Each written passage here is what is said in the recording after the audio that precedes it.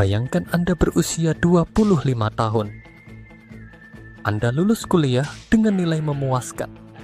Anda bekerja 8 hingga 10 jam sehari. Tapi tabungan Anda nyaris tak pernah bertambah. Setiap bulan gaji habis untuk sewa kamar sempit, tagihan, dan kebutuhan pokok. Membeli rumah hanya jadi mimpi. Menikah dan punya anak terlalu berisiko secara finansial. Ini bukan cerita satu atau dua orang. Ini realita puluhan juta generasi muda di seluruh dunia. Mari kita telusuri akar masalahnya. Di tahun 1980, harga rumah rata-rata di Amerika Serikat adalah $64.000. Sekarang, lebih dari $300.000. Kenaikan 6 kali lipat dalam 4 dekade. Tapi pendapatan rata-rata hanya naik 2 kali lipat. Artinya, generasi milenial dan Gen Z perlu bekerja 3 kali lebih keras hanya untuk membeli properti. Di Indonesia, tren serupa terjadi. Data Bank Indonesia tahun 2022 menunjukkan harga rumah naik 12% per tahun.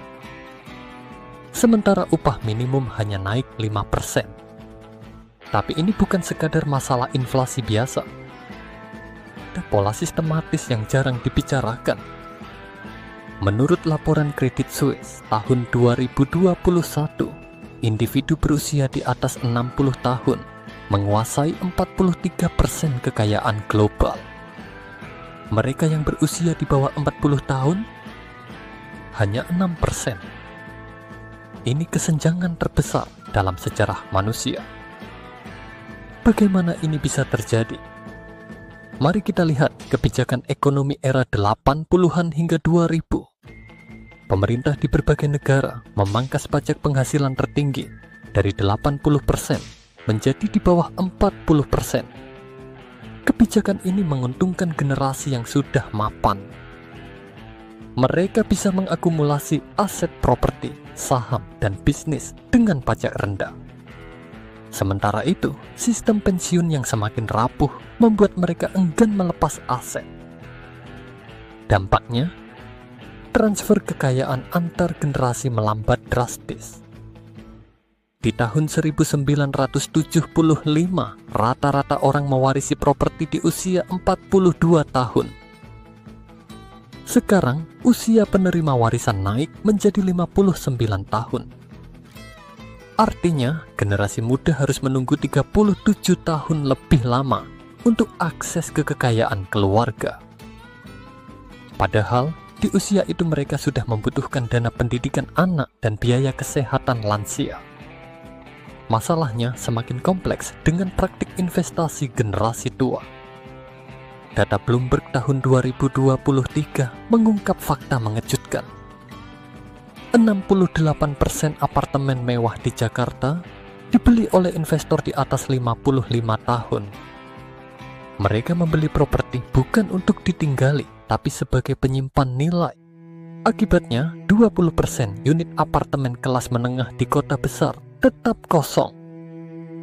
Sementara anak muda terpaksa tinggal di pinggiran kota dengan transportasi mahal. Sektor pendidikan juga menjadi medan pertarungan.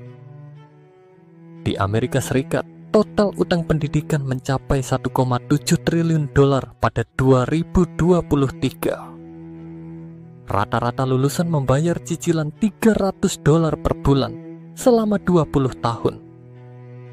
Di Indonesia, meski biaya pendidikan lebih rendah, akses ke universitas top masih didominasi keluarga kaya.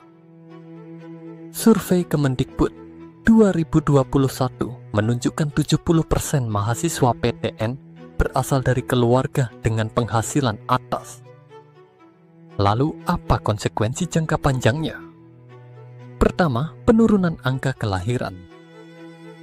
Generasi muda menunda pernikahan dan reproduksi karena tekanan ekonomi. Kedua, krisis kepemimpinan masa depan. Anak-anak dari keluarga miskin terhambat akses pendidikan berkualitas. Ketiga, gejolak sosial. Protes seperti Occupy Wall Street di 2011 atau demonstrasi mahasiswa Indonesia 2020 mungkin hanya awal. Tapi masih ada harapan. Beberapa negara mulai menerapkan kebijakan progresif. Selandia Baru memberlakukan pajak progresif untuk properti kedua sebesar 2% per tahun.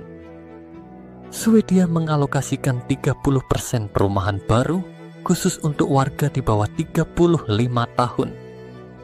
Di tingkat individu, edukasi literasi finansial dan tekanan untuk reformasi sistemik harus berjalan beriringan.